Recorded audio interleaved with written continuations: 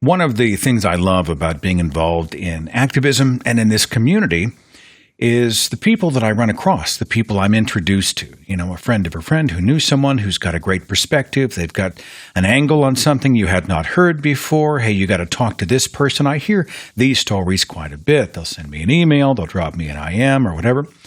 And my guest here on the show is just one of those people. Her name is Andrea Garatshun.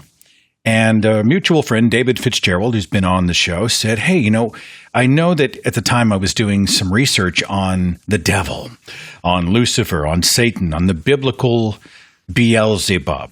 And I thought I had a pretty good bead on it until I began to do some digging, and I realized how wildly ignorant I was and how much more interesting the backstory of Satan really was. And Andrea sort of has a leg up in this field and has done some research. Andrea, thanks so much for joining me on the show. It's great to have you. Thank you, Seth. It's lovely to be here. So, do you have a dark side? I mean, what are you doing? You're researching Satan? How did this happen? It happened basically around 12 years ago, the moment I left my faith. I prayed my way out. No, you got to give me more on that. Wait a minute. You had a moment of crisis in your life and you didn't receive an answer to prayer, and then you realized you were talking to yourself. Is that what I'm supposed to interpret out of that, or what? Pretty much. I was a worship leader, a singer-songwriter, a very full-on born-again Christian in Pentecostal movement. Had been all my life. My father's a minister.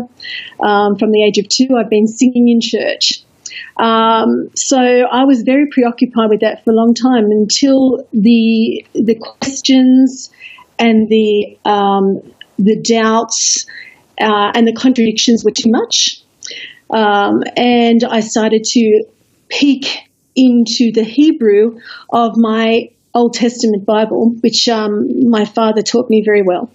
And I could not any longer justify my beliefs.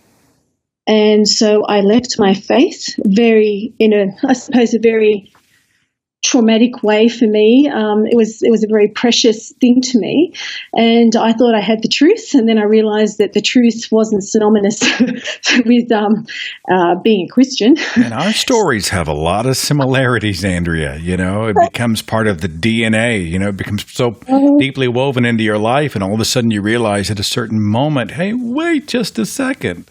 And then everything, I always say, instead of turning my life upside down, though, it sort of helped turn my life right side up. I hope that was the case for you.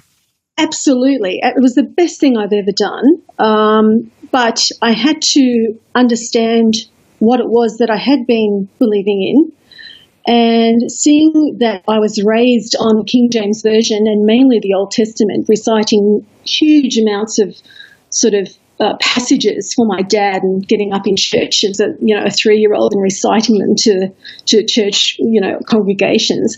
I thought I owed it to myself to just understand, well, what is this book, this Old Testament? What does it mean when it says Lord God versus just Lord? Who are these names? What are these names that I hear about in Hebrew? Adonai, El Shaddai. I need to get to the bottom of it. So I literally prayed my way out of my faith on my knees beside my bed, and I told God that he wasn't real and that I didn't believe him anymore. And then I got up from there. I said, well, if that's the case, who the hell is Yahweh Elohim? And then I asked further questions like, well, I want to know then who this Satan character is.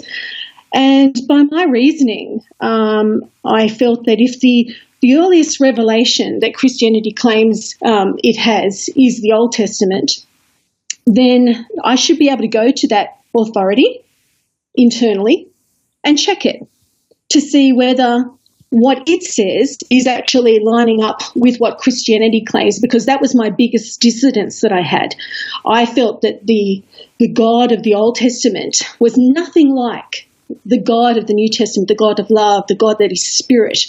And yet I have, these story after story in the Old Testament of a God being somewhere, doing something, not liking a thing, and having to find out if the things he's heard are true. And it just doesn't reconcile. So that led me on my journey, and not particularly, but part of that quest, if you like, was to find out what Satan was, or who he was, or just anything about him that the Old Testament could offer. You realize, of course, that "Who the Hell is Yahweh" is a fantastic title for a book. Like, if you ever write a book, "Who the Hell is Yahweh" is just. I thought that's catchy. No, I'm not going to steal it. All right, so here I am coming out of fundamentalism. Traditional Protestant Christian faith, and we hear the standard tale. God creates Lucifer. Lucifer is somehow perfect until he's not. He manifests all of these attributes where he wants to be like Yahweh. Yahweh says, sorry, there's only one of me, screw you. Mm-hmm. He expels him from heaven. He casts him down. Lucifer's serpent enters the garden, tempts Adam and Eve. Lucifer essentially taints humankind. And then God creates hell for Lucifer, and now we want to escape Lucifer's influence, and we all want to go to heaven and escape hell. This is sort of a very rudimentary version of what we were taught regarding Lucifer. And so that was sort of the channel I was taking. That's the way I was looking at Lucifer to begin with. Hey, wait a minute. How could God create a being that was perfect that would then manifest all of these imperfections? Yeah. And as I've come to begin to understand, my understanding of that original incarnation of Lucifer is it wrong? Is it simply one-dimensional? Start me there. I mean, the Lucifer that was created by Yahweh in heaven. Let's start there. Well, that is the Christian narrative. That is the Satanology of Christian theology and doctrine, what you've just sort of, summarized there. The real story is nothing like that in the Old Testament. They can roll like that in the New Testament if they like. But if the claim is that the Old Testament has things to say about Satan, which he just, cited, he cited Isaiah or Ezekiel about Lucifer, Isaiah, then we should be able to get some information about that. And if you want to link that to the serpent in the garden, well, there should be evidence for that in the text. And there's not. It is a mishmash of ideas that has been put together to serve a narrative that has been adopted by Christendom. So, adopted from where? Where did we grab it from? Look, there's speculation about that. People say Zoroastrianism. So after the exile of the Jews into Babylon, exposure to the religion of Babylon, which is supposedly Zoroastrianism, and then they absorbed a different type of understanding of this sort of Satan, evil character, and then we have sort of a monotheistic type religion then that comes into play with Judaism. But that's different from what the Tanakh or the Old Testament says. So I actually call this whole thing the Satanic Trinity, because there are really three main scriptures, if you like, in the Old Testament that Christianity hooks onto to validate its claims about the theology of Satan. So you've mentioned Lucifer. So let's see, Lucifer is in Isaiah chapter 14, starting at verse 22. Let me see, I'll actually read a couple of the verses there for you. Isaiah 14:20. Let's see. Right. Well, basically what we're talking about, verse 12. How art thou fallen from heaven, O Lucifer, son of the morning? How art thou cast down to the ground, which didst weaken the nations. Lucifer is the transliteration from the Vulgate, and it's the word Lucifer. The word in Hebrew is Heylel, and yes, it is Star of the Morning. But are we really talking about the character here of Satan? Well, up further in the text, Let's see how far much up further. We're talking about in verse 4 of Isaiah 14, we're really talking about the king of Babylon. So verse 14 starts by saying that thou shalt take up this proverb against the king of Babylon and say, how hath the possessor ceased? The golden city ceased, and it goes on, and next thing you know, he's called Lucifer. Now, are these two different characters that we're talking about? No, this is the prophet Isaiah is coming and talking, bringing a message from Yahweh, Elohim, the Lord God, and he's talking about the king of Babylon, and he's literally calling the king of Babylon Heylel, star of the morning. Obviously, it says in there that he's going up to heaven, so we need to find out what does that mean. He cast down to earth. He set his throne amongst the stars of the Elohim, or God. He's in the mount of the congregation. All of these words now mean different things. And they're not really concepts that we talk about a lot in Christianity, or they talk about a lot in Christianity. But they are ideas and concepts that are through the Tanakh that are worth investigating to find out what it means when it says that this king of Babylon literally went up to Shemaim, to heaven. Help me clarify then, the morning star, yes. Right? How do I get from the celestial character to the king of Babylon? How do I get from one to the other? It's an interesting question. It's a good question. The Elohim, or Yahweh Elohim, is basically from Shemaim. He's from heaven. And can go to heaven, of course. And in the Christian world and idea and concept, that's, of course, a thing. God comes from heaven. He visited earth. He visits earth. This king happened to do the same thing, which sounds odd, but he's not the first one to do it in the biblical text. We know that Enoch walked with Elohim, walked with God, and was not, and supposedly was taken by God. There are other circumstances where that happened. Elijah is another one that was taken up in the fiery chariot and taken off to Shemaim as well. So there are a lot of, well, not a lot, there are a few instances in the Bible where humans, and this is not just any human, by the way, the king of Babylon, there's a whole sort of thing we also have to understand about kings, because kingship is ordained or anointed, if you like, by an Elohim, whether it's the king of Israel, like King David, or whoever, who Yahweh is the king, is the God of that people group, Israel. But there are other people groups or other nations who have kings that are sired from other gods. I've got Lucifer, I've got Beelzebub, I've got Satan, I've got the devil. Okay. Different characters? Yes.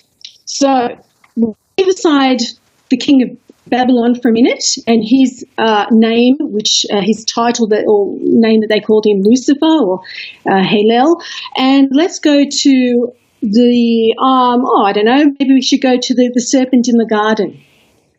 Okay. Now, the serpent was never presented as Lucifer or Satan himself, right? The serpent was just the serpent, but an agent of the evil one. That's how I've always heard it represented, correct? Yeah, sure. I mean, I suppose it depends on what type of sort of theology you're going with the Satanology in Christianity. So of course, some people say he's a manifestation of Satan, or just, as you say, just an agent. So that is right. So in Hebrew, the word for the serpent is nachash. And so this nachash was called an arun nachash, so a subtle serpent or a cunning serpent. We know that this particular one talked with Eve and beguiled her, tricked her, but really in essence what happened was he went up to her and said, "Hey, I know you've been told not to have of this tree over here, but you're not going to die at all. Basically, it's saying that Yahweh Elohim, the Lord God, lied. And she sort of went, I don't know about this, no, the day you eat it, she said, God said, you'll surely die. I'll surely die. And he says, no, the day you eat it, you'll become as gods. And so she took it, and he was right. She didn't die that day. She lived a very, very long time.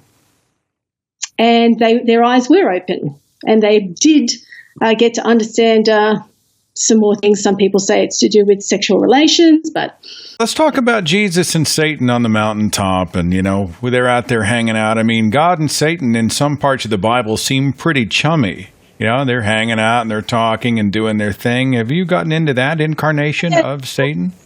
It's interesting. I mean, I do Old Testament, but I obviously know my New Testament. But this character is closer to the Old Testament Satan type called Satan or Hasatan, the adversary. So that's sort of the character they're trying to, I suppose, portray that's tempting Jesus. But the interesting thing about the Satan or Satan is that most of the time in the Old Testament, when it's in Hebrew, it's just rendered as adversary when it's not someone that's directly challenging God or Yahweh. So we've got, for example, we've got the Satan that was the angel that stopped the donkey along the road. Balaam was walking, hitting his donkey and smacking him, and the donkey wouldn't go because there was an angel there. That verse tells us that the angel called himself a Satan.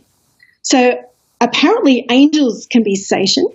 There's verses in 2 Samuel where God is actually called Satan, God himself. There's a funny contradiction between 2 Samuel chapter 24 verse 1 and where's the other one? The other one is in 1 Chronicles chapter 21 verse 1. And it's where King David goes to count the children of Israel. He wants to sort of do a census.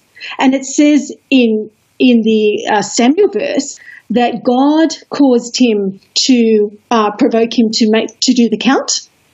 And that's okay. But in the Chronicles one, it says that Satan caused him to do the count. It's the same story. So which one is it? Satan? So the idea then is Satan is not necessarily a singular character, but a type of character that might associate with several different types of people or gods. Correct. In fact, what it is a job title. It's a job description. When you are coming up in conflict with somebody else, in the Hebrew Bible, you are called a Satan, an adversary. That is all. I mean, even the sons of God that appeared before Yahweh throne in the book of Job, which is where the key verse for Christianity is that wants to hook on to the Satan character, it says Hasatan was amongst them. In other words, the Hasatan in this verse is a son of a god coming before the very throne of Yahweh himself. And Yahweh does a deal with him, as we know. The Lord God does a deal and sort of says, you don't know this guy Job. He won't worship you if you do these things. I'll go for it then. Satan, Hasatan. That we don't know his actual name. We only know the role he played in that circumstance. So this is what the word Satan means in Hebrew, and this is always the context that it is in the Old Testament. It is just a job description. In the Hebrew, do you get into the fall, the casting out of a Lucifer character from heaven? I do, and I'm in the middle of writing a book about the whole thing.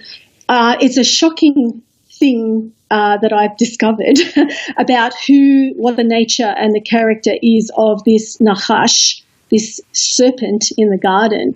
Don't know if we should go into it now, but it is there are clues through the Bible. I'll give you an example. Remember the story in the wilderness. The children of Israel are in the wilderness, and they sin against Yahweh, and Yahweh, the Lord God, unleashes the fiery serpents. You know that story? And they bite the people and they kill a whole heap.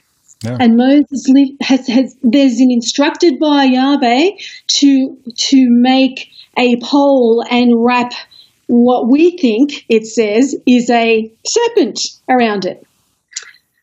Yeah, it's a dog's breakfast. That particular set of verses, which has sent me on a trail, which I've discovered about the nature that leads to the nature and character of the one in the garden. Basically, those things that bite, that are unleashed by God to destroy people and kill them, are called the Nachashim ha-seraphim. And you know this word seraphim? That's the seraphim. Really? You know, cherubim, seraphim. Yeah. So at the end of all of this damage done, is it truly the hand of Yahweh? And the serpent is a manifestation of Yahweh's own anger, revenge, whatever? Or? Well, yeah, I like I said, I covered this in my book, and the question is, well, if we're going to be looking at who Satan is, and people, and you know, Christianity and theology wants to lump this serpent, this Nachash, in the mix as a Satan type motif. Well, the question is, well, hang on, if he is talking and walking and he's got all these characteristics, and I can link him to about 7 other verses throughout the Tanakh where he's linked to another type of character, then I've got to ask the question, what is the nature and character of the Nachash? If he's not a Satan, what is he? What is he doing? Walking and talking in the garden? Was he created? Is he one of the animals? Is he not? It sort of says he is, but I don't think he is. He wasn't ejected like Adam and Eve were out of the garden. He was cursed, but he remained in the garden as far as we know. The Garden of Eden, the Garden of God. Are all of the incarnations of Satan or Lucifer scary? I mean, if you look at them, or are there any instances where Satan is kind of a good guy or a hero in some way? Well, okay, so if I was to pretend that there was a Satan in the Old Testament, the Nachash isn't. He's a good guy. Sorry, I know that sounds blasphemous, but he told the truth to Adam and Eve, and let them know exactly how it was, and what turned out was correct. So he seems to be at least a amoral sort of character. There's nothing beguiling or bad about him. The king of Tyre, he just was proud. The king of Babylon, same thing. So the king of Tyre is the anointed cherub that covereth, that Christianity also sort of tries to grab and make into the Satan sort of doctrine mix. He's just sort of like the king of Babylon, just sort of wants to be high like the Elohim and enjoy the amazing life of that you live in the Garden of Eden like an Elohim does. Then there's, what else is there? So we've got the Satan, we've got the Nachash, we've done him, Lucifer. So those two are the same. Satan is just an adversary. Sometimes it's God, sometimes it's a human, sometimes it's an angel. And then finally there's one other cluster that Christians don't often talk about or call Satan by these words: the dragon, the piercing serpent, the Leviathan, and the crooked serpent. So we get those types of ideas from Revelation and the dragon. But unfortunately, not that I go into the New Testament too much, but the verse that talks about that the dragon also brings in the piercing serpent or the crooked serpent. Now, if I look in the Old Testament for those equivalent type words that we would find in the Greek New Testament, we're looking at things like the Barecha Nachash, or the Leviathan, the Leviathan. They are found in places like Job and Psalms and Isaiah 27. But all of them, the Leviathan, the Tanaim, or the crooked serpent, they're all sea creatures. And Nachash the serpent in the Garden of Eden is a land creature. It even says that. Even when he's cursed, he's put on the ground to slither, right? He's not put into the sea. So whatever they're talking about with the dragon and the crooked serpent and the piercing serpent and the Leviathan, that is not the Satan character that Christianity wants us to think is Satan. Does that make sense? It's kind of a Satan salad, Andrea. It's so many incarnations, so many influences, so many agendas, so many, whether it's conjured from whole cloth or whether it's borrowed from another religious tradition or otherwise. It's like the authors of the Old and New Testament are all filtering their Satan through biases and agendas left and right, and we're left with 2,000 years plus later, we're left with this huge mess we have to sort of sort through. Yeah, that exactly. And it's taken me quite a while to sort through this. And, I've obviously read different things about it. But the thing is that the Old Testament writers are consistent in their understanding that there's no Satan character as such, no classic Christian Satan character. There's no one evil agent. There is not. They pop up as little adversaries sometimes. I mean, King David is called Satan because when he goes into the Philistine territory and he wants to actually go to war with the Philistines against someone else, I think it's his own people, and the Philistines say, no, he will be a Satan amongst us, an adversary amongst us in battle. He'll turn on us. We can't have him fight with us. So we got kings, godly kings, God himself, angels. This is not one solid person. So yeah, wait a minute. I mean, Andrea, you have just dismantled the entire fundamental doctrine of contemporary Christian tradition. Without the Satan character, there is no original sin. Without original sin, there's no need to flood the earth. There's no need for Jesus on the cross. There's no need for redemption from hell. How in the world do we get from where you are, where you're looking at all of these different incarnations of a Satan, a job title of Satan, to Baptists, Assembly of God, I don't know, Catholics, do they do Satan? Yeah, they do. How do we get to the point where Satan becomes the mustache-twirling bad guy that we're supposed to rescue our children from, Yeah. Look, it's been an evolution of this whole archetype, I suppose. So by the time, it seems to me, and I'm not an expert on this area at all, but it seems to me that by the time we move into the New Testament era, the Hellenistic, Greco-Roman era, already there are ideas and theologies that bring in the one archetype of Satan, and that comes into Judaism and then, of course, flicks straight over into Christianity. And then from there, we have the Roman Catholic, early church fathers, postulating, forming doctrine and philosophy and theology about this Satan character, and they build on each other. So the earliest ones, possibly, I've got a list of them all there. I was looking through them all in my Ante-Nicene Church Council fathers. Well, I mean, I'm locked onto the New Testament. The one who comes to steal and kill and destroy. That version of Satan is the one who's lurking in the shadows with designs on our souls, kind of thing. Wherever it came from, it didn't come from the Tanakh. From what the writers of the Tanakh meant. It came from an overlay of ideas and religious concepts that are introduced into the mix of Judaism. That's how I see it. That's how I understand it. And I think there are other scholars that think that way too. So from that point on, it just gets embellished, and the ideas they evolve and they become very discrete ideas about Satan until you finally get things like Dante's Inferno, where you have sort of, ideas of Satan, torturing people down in hell. And I mean, there are concepts of of people of things, individuals being put in chains in set places or kept away in other sort of Greek literature, and that's all been brought in as well. So it's sort of a celestial version of the Inquisition, right? They find what scares you the most, and they tell you that's what hell is, and you sure don't want to go there. It's a mechanism. So many cases we see it's a mechanism for control.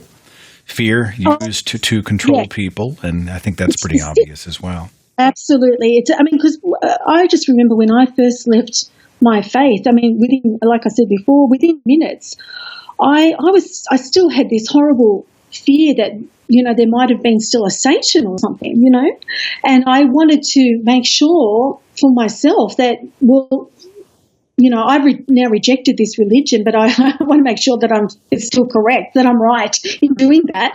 And so that was one of the first things on my list to do.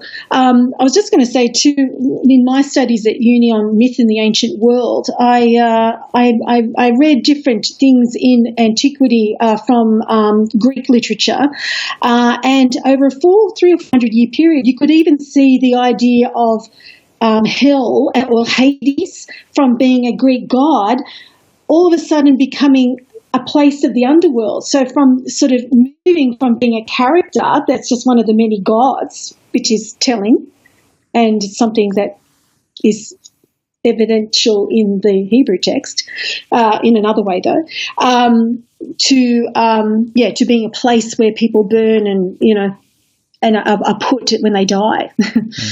You said something interesting. I'm glad to hear you say it too, because I feel validated. But when I came out of the faith, it took me over a year to shake that. What if you're wrong? You'll burn forever. The stakes are so high. 30 plus years of hell theology, it'll screw a person up. And I would often hear, and I still do, from people who say, I know logically that it's a bunch of crap, but I'm still, all these deep-seated fears are there. I'm terrified of hell. And my advice to them has been, let's study, go and study the origins of hell theology and get into the man-made nature of the verses in which hell is invoked. And the more you see human fingerprints on it, and the more you see how subjective and how different the incarnations of those verses are, and the more you realize it's just something that human beings created, the less scary hell becomes. And it took me about 18 months, I think, if I'm going to be honest, before I finally got to the point where I walked away. How long did it take you before you were able just to shake it outright? I went straight into study. So I straight away learned Hebrew, classical Hebrew. So within about 6 months, only because, like you say, the knowledge, the understanding of what the actual biblical text really says. Even if it really said something else, like the New Testament says, I still would reject it.